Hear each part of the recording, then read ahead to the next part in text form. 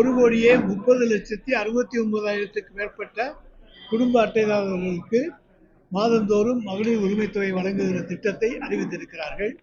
புதுக்கோட்டை மாவட்டத்தை பொறுத்த வரைக்கும் நம்முடைய மொத்த எண்ணிக்கை 3,46,901 ஆகும்.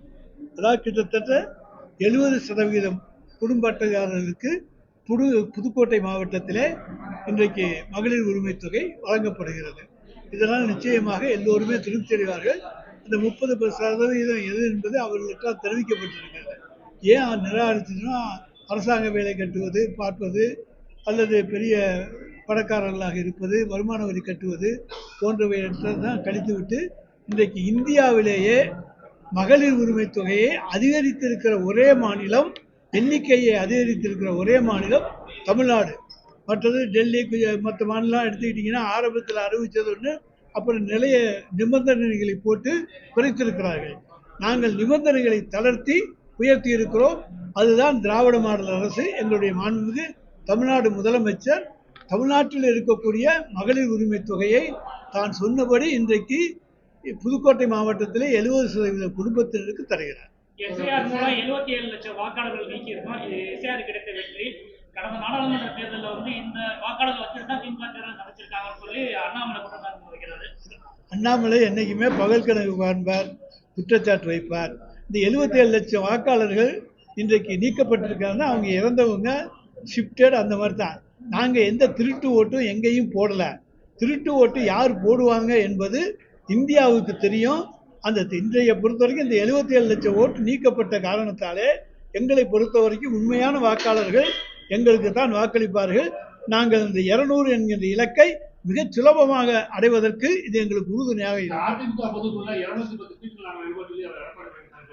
அவர் அந்தமான் நிக்கோபார், ஸ்ரீலங்கா, கேரளா, கர்நாடகா எல்லாத்தையும் கலந்து பேசி திராவிட நாடுன்னு நினச்சிக்கிட்டு பேசியிருக்காங்க. திராவிட நாடு அரசியல் அப்படியெல்லாம் அசம்பிளி அது ஒன்றும் கிடையாது. இப்படி மொத்தமாக கூட்டினா கூட அவருக்கு 210 வராது.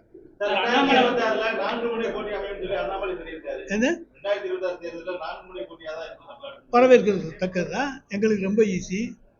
திருப்பரங்குன்ற விவகாரத்துல நீதிபதிக்கு பயத்தை காட்டிட்டீங்க.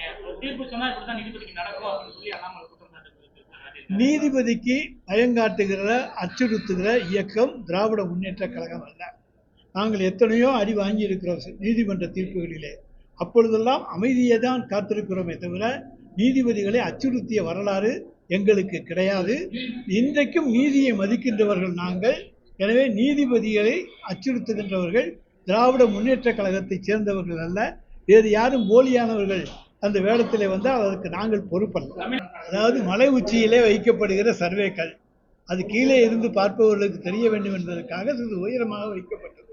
வேறு எங்கேயாச்சும் தீபத்தூண் 8 அடியில் வச்சுருக்காங்களா? அது அதை விட உயரமாக வச்சுருக்காங்க, குட்டையாகவும் வச்சுருக்காங்க. அதனால அதில் எந்த காலத்தில் தீபம் ஏற்றுச்சு அதை சொல்லணும். இந்த காலத்தில் நாங்கள் தீபம் ஏற்றி இருக்கிறோம், அதுக்கு ஆதாரம் இருக்குது என்று சொன்னால் அப்புறம் பேசுங்க. ஏன்னா இதுக்கு முன்னாலேயும் வழக்கு போட்டாங்க. அந்த வழக்கிலையும் தமிழக அரசு வழக்காடி அந்த வழக்கில் இந்த இடத்திலே இந்த தீபத்தூணிலே தீபம் ஏற்றப்படவில்லை, அதற்கான ஆதாரங்கள் கிடையாது என்றுதான் சொல்லி இருக்கிறார்கள்.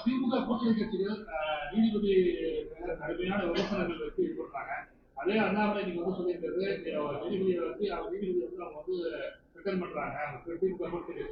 ஆனா அவருக்கு ஆதரவாக 2 உச்சநீதிமன்ற நீதிபதிகள் 62 ஓய்வு பெற்ற ஆதரவான கடிதங்களை கொடுத்திருக்காங்க. இது நீதித்துறையை திராவிட முன்னேற்ற கழகத்திற்கு எதிராக கிளப்பி விடுகிற ஒரு கடுமையான, ஒரு கண்டிக்கத்தக்க ஒரு செயல். நாங்கள் யாரையும் அச்சுறுத்தவில்லை.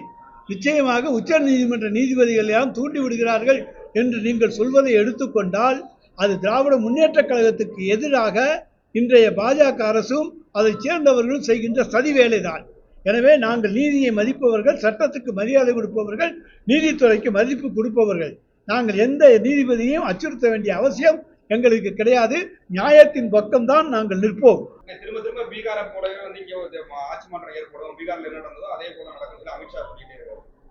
அதாவது அமித்ஷா 1000 முறை எதை சொன்னாலும் நாடாளுமன்ற தேர்தலுக்கு முன்னாலேயே அதுதான் சொன்னாங்க. கூட்டணி அமையலைன்னாங்க. இப்போ கூட்டணி அமைச்சிருக்காங்க. அந்த கூட்டணியிலே கலவெழுத்து போச்சு. முக்கியமானவங்கெல்லாம் வெளியே போயிட்டாங்க. இன்னைக்கு அண்ணா திராவிட முன்னேற்ற கழகம் எப்படிப்பட்ட நிலைமையில் இருக்கிறது என்று பாஜகவுக்கு தெரியும்.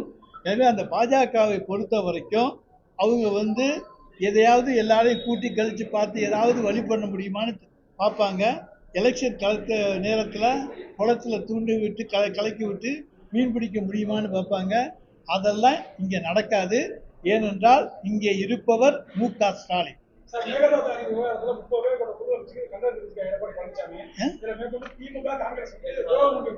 எது